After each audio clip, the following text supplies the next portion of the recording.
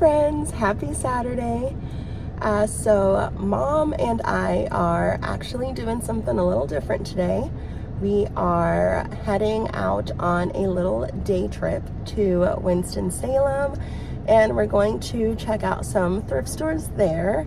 Since I get to ride passenger princess, because I have some crochet work to get done for a wholesale order, I thought that I would do a little coffee slash crochet vlog and answer all of those questions that you guys asked me over on my Instagram. So let's do it.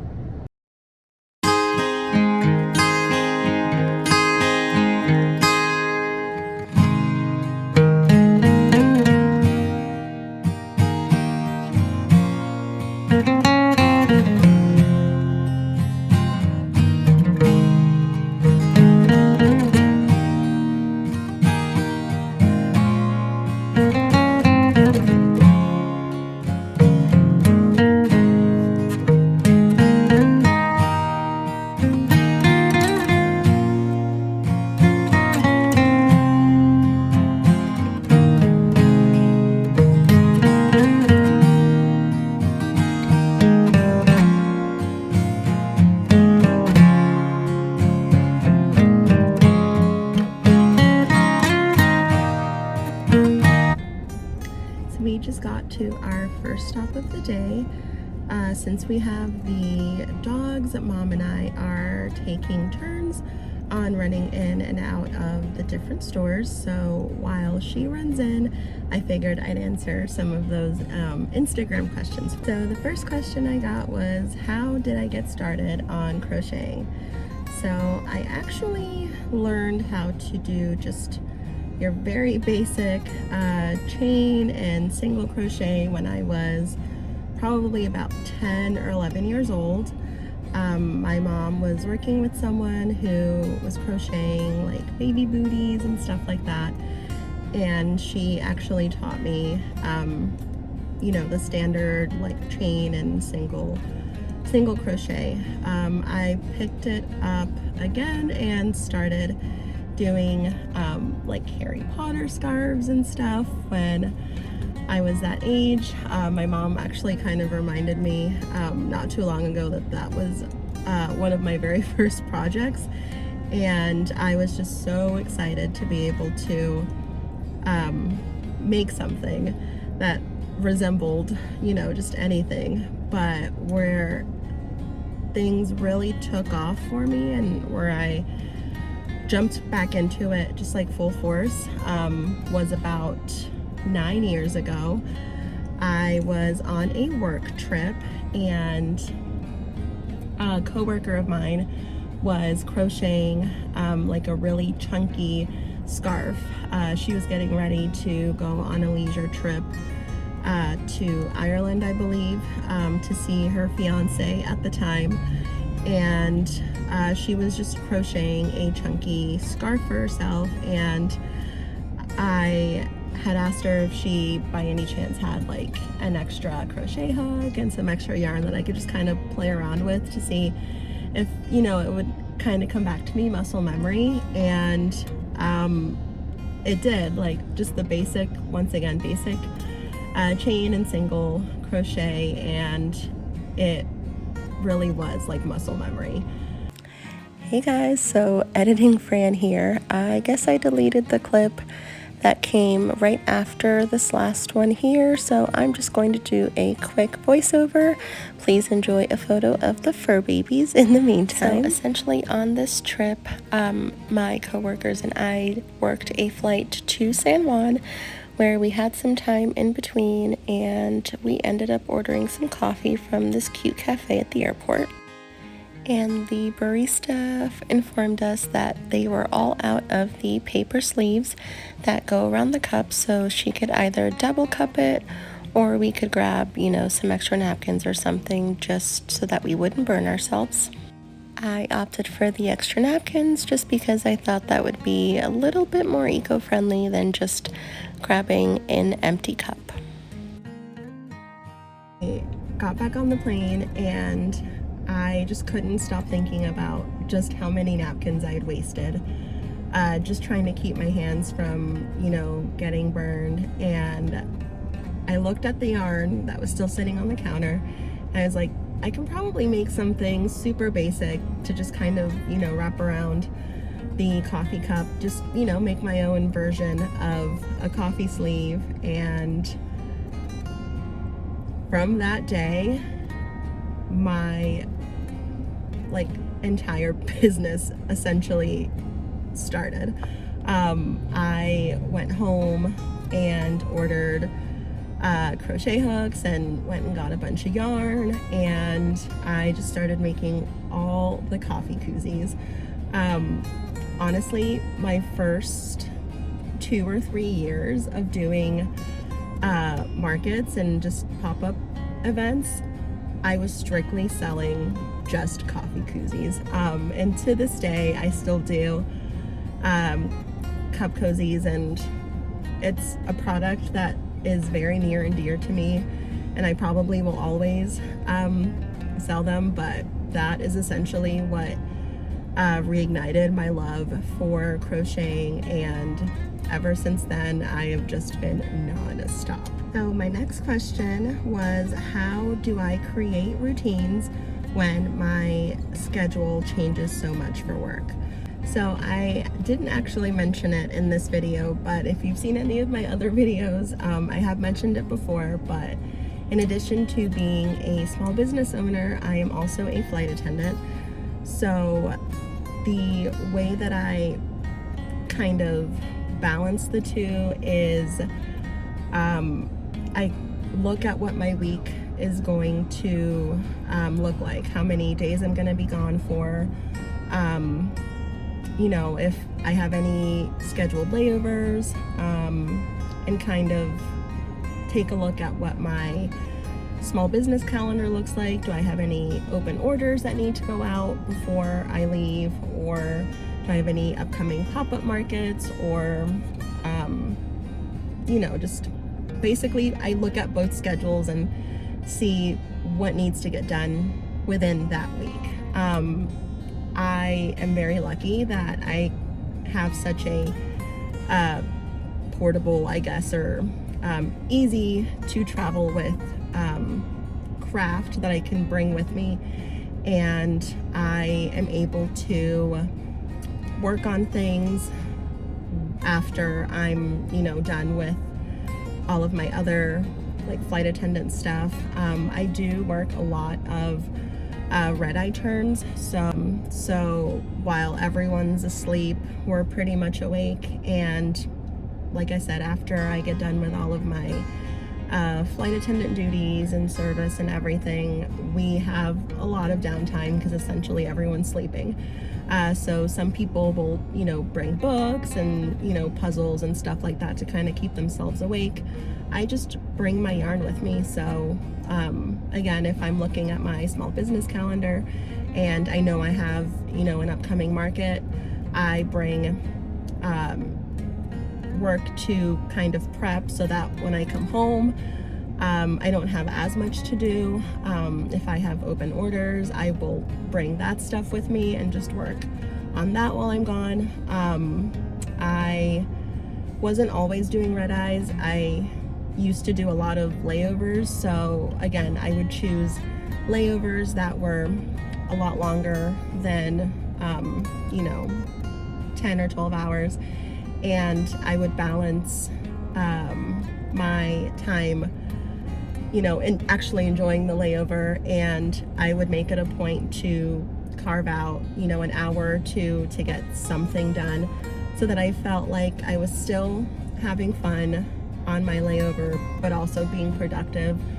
I'm the kind of person that if I have a long to-do list of things, I can't exactly disconnect and enjoy myself. I'm constantly thinking about my to-do list, so that's the best way that I found to be able to kind of balance the two, is just basically scheduling things. So kind of piggybacking off that question, another one that I got was, do I make goals for how much or what type of stuff I want to create?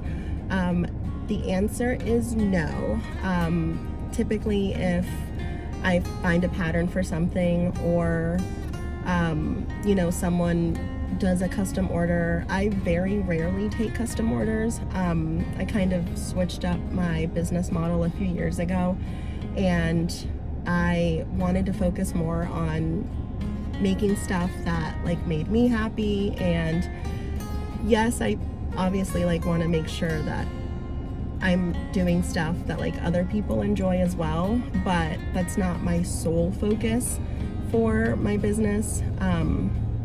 So I will typically, if it's a brand new pattern that I find, I will essentially make, you know, no more than 5 of whatever pattern it is, and either get feedback on my Instagram from people and see if, you know, they're vibing with it, or I'll bring some with me to my local markets and again get feedback from people to see if they enjoy it.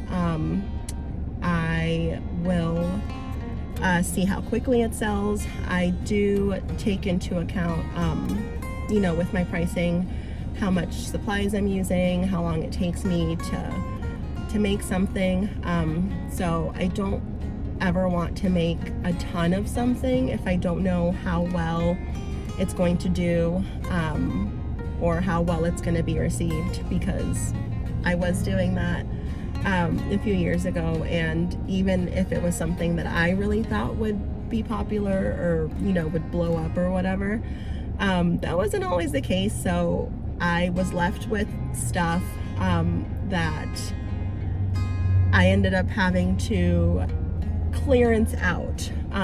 So I would prefer to spend my time doing stuff that I know is going to be well received, like I said, and that other people will really appreciate. I have noticed though that especially lately there are quite a few like popular patterns, I guess. I do follow a lot of like bigger crochet accounts, so with a larger account comes a lot of people like myself who follow these creators, so they will make a lot of the same things. So I've noticed when I go to events, I have the same pattern as, you know, a few other of my fellow crocheters. So I'm trying to steer away from like the super popular patterns and kind of go and do things that set me apart from fellow crocheters. I do firmly believe that there is room for all of us to grow and have our own space in this community, but I also do think that it is very important to just do things that sets you apart from other creators. How long did it take me to master crocheting? And if I'm being completely honest, I still consider myself a pretty intermediate crocheter. I definitely wouldn't call myself a master. There are lots of things that I could still learn, and still am learning. I use YouTube a lot for certain stitches and stuff, and while I have gotten really good at like reading patterns and stuff, I still prefer to follow like video tutorials. I am more of a visual learner, so I will look up YouTube videos if I'm looking for something new to try out, and it's worked out really well for me. I don't think I'll ever be a master crocheter, but yeah, I'm having tons of fun learning, and you know, hopefully if I continue to take care of, you know, my wrists and stuff, I will still be crocheting well into my like 50s and 60s, even 70s.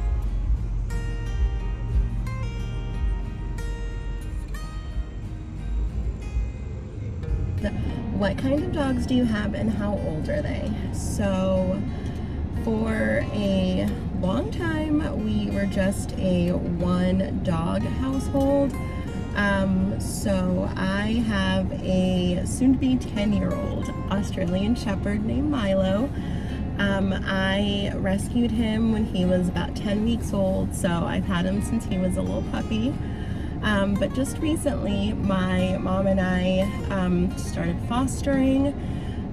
We were fostering a Chihuahua that is about 5 years old, and we foster failed. So we actually ended up adopting her.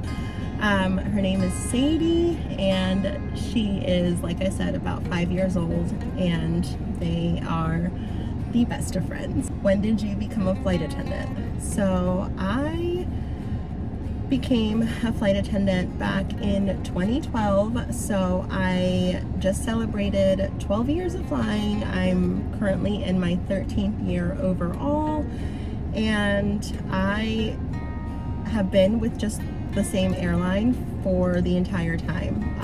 I know a lot of people who have done multiple airlines throughout their career, but I've been with the same company for that amount of time. It is a dream job for me, a dream career, so I don't see myself really doing anything else. I don't think I'll be switching airlines just because I have been here so long already, and I've got my schedule pretty much the way that I want it, and my seniority is finally really good, and the money is a whole lot better than it was when I first started. So yeah, I do definitely think and hope, obviously, because you know things can change, but I do think that this is going to be something that I'm going to do hopefully for the rest of my life.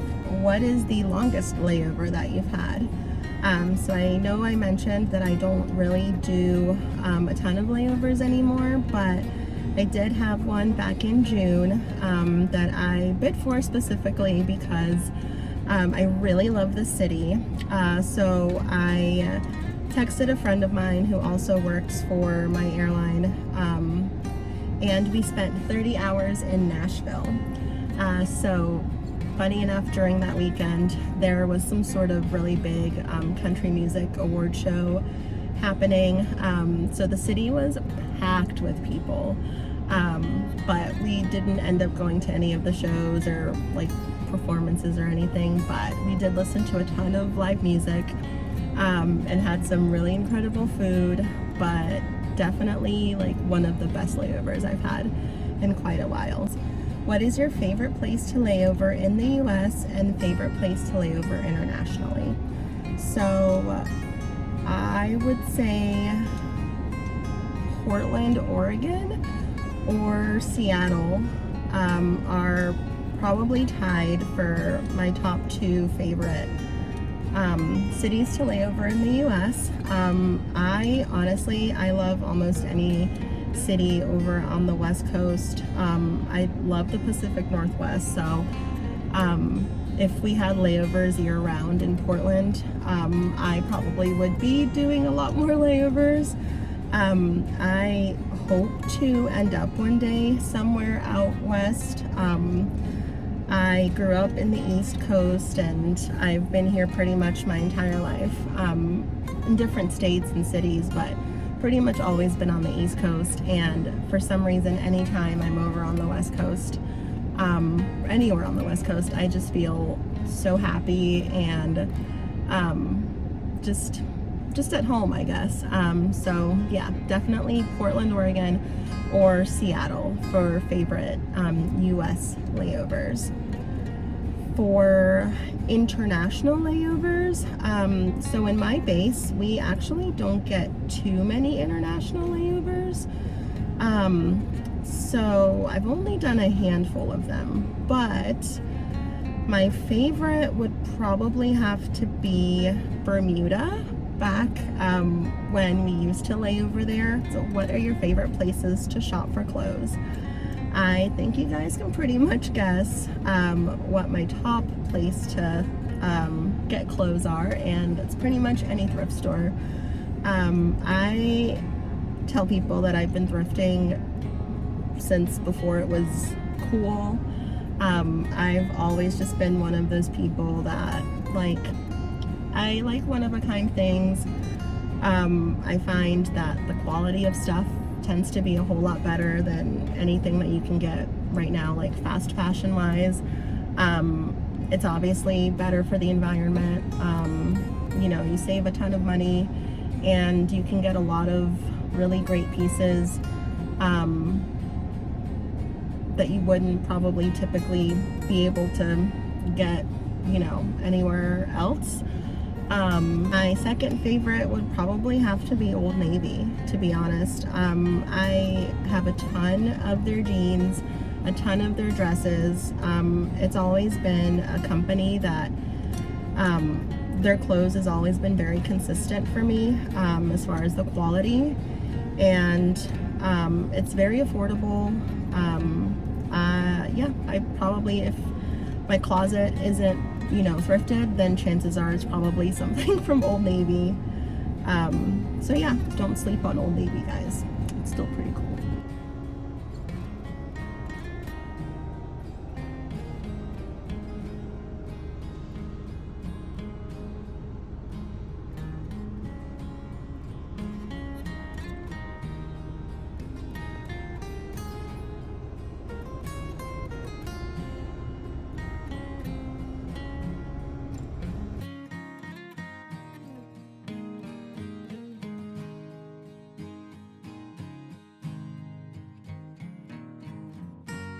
What is the day of the week that is best to hit thrift stores?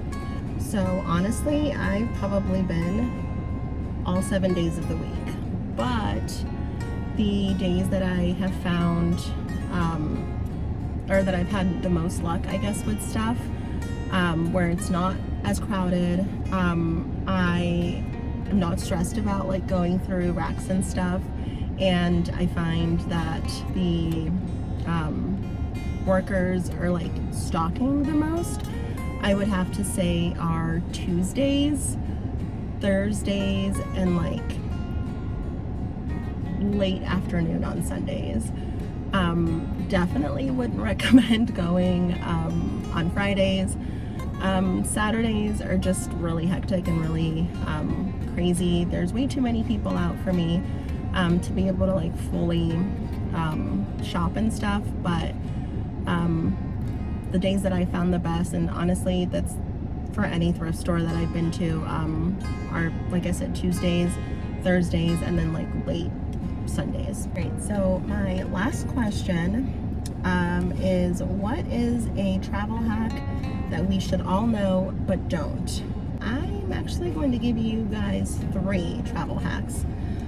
The first one being hydration. So you are allowed to bring your own water bottle from home. Obviously, you know, bring it empty so that you don't have any trouble getting through TSA.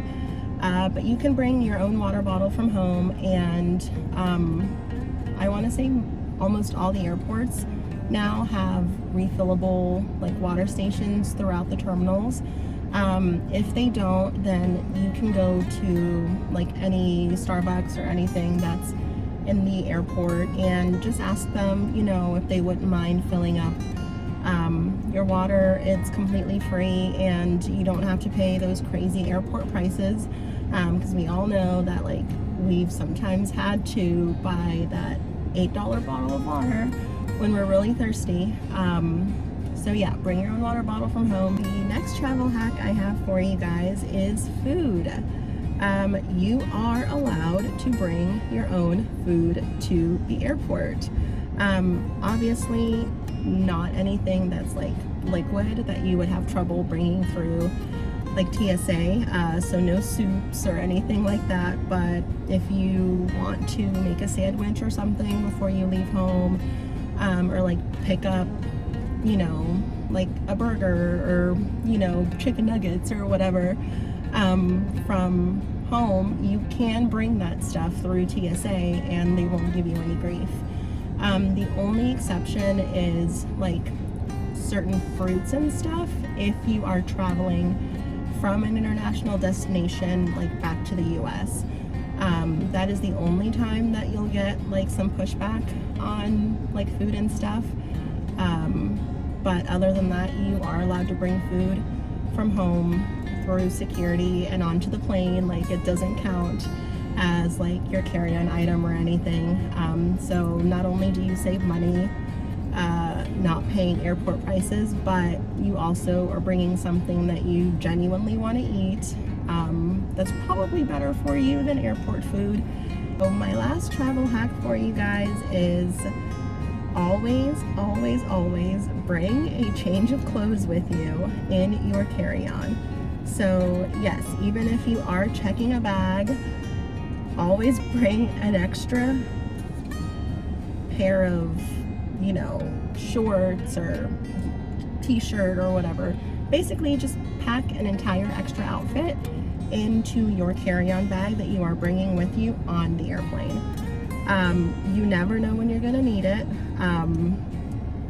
Maybe you get sick on the plane, maybe you get really cold on the plane, you know, any situation.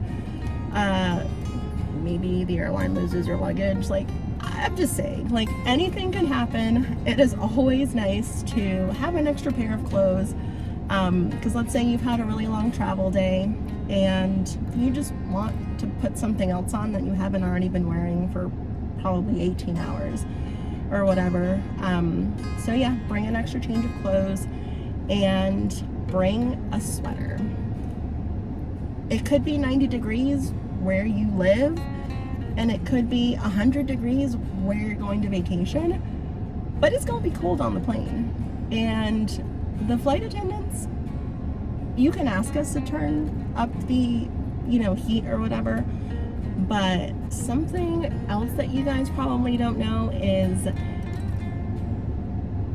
flight attendants, pilots, we typically keep the airplane temperature at a certain like level, because if you make it too warm on an airplane, when turbulence hits, everyone starts getting sick, and that is the last thing that anybody wants on a plane. So I'm not saying the colder it is, like, the better it is on a plane. Obviously, like, we want you guys to be comfortable, and we also don't want to be super cold, but you should just be prepared for it to be cold on an airplane. So if you're gonna wear shorts, like, you know, bring a blanket or, you know, a hoodie or something, but you can't get mad at the flight attendants when you're wearing spaghetti straps and shorts and you're complaining about it being, you know, 70 degrees on an airplane. So just saying, come prepared. You never know if you're gonna need something, and I feel like it's always better to have more of stuff and like be over prepared than to be underprepared. So guys, that is the very end of our Q&A. I just wanted to say thank you so much to everyone who sent me questions a couple of weeks ago over on Instagram. This was a very fun video to do. I feel like all my videos so far have been a little different. I wanted to take like a different, little bit more laid back approach with this one video, and I had a ton of fun answering the questions. If you guys have any other questions that you want me to answer, please feel free to leave them down in the comments below. I'll also link, you know, my Instagram accounts. I do have one that's separate for my small business, and then I have one that is strictly just like travel related. So I put some work stuff on there, and I put some like leisure travel. So send me questions on either one, or, you know, give them a follow if you'd like. But I'm just gonna wrap up the video here. Coming out in the next week or so will be the video on this massive wholesale order that I have been working on for weeks. So I'm sure you guys have been watching me crochet these little koozies here for the whole video, and I'm going to tell you guys the company that reached out to me for this order, the koozies they wanted me to do for them, and yeah, just everything about this wholesale order. So yeah, that will be next week's video, hopefully, if I can get everything edited and together by my deadline. But I am down to single digits here for this order, so I think I am on track to get everything done hopefully by tomorrow, and I'm gonna film the whole assembly and packing up and everything bit tomorrow, so that, like I said, hopefully I can get that video out to you guys next week. But anyways, thank you so much for tuning into this week's video. I hope you guys enjoyed it. Let me know if you want more videos like this in general, or if you just have ideas for videos. Overall, I would love to hear from you guys. But I hope everyone has a fantastic week ahead, and I will talk to you guys later. Bye.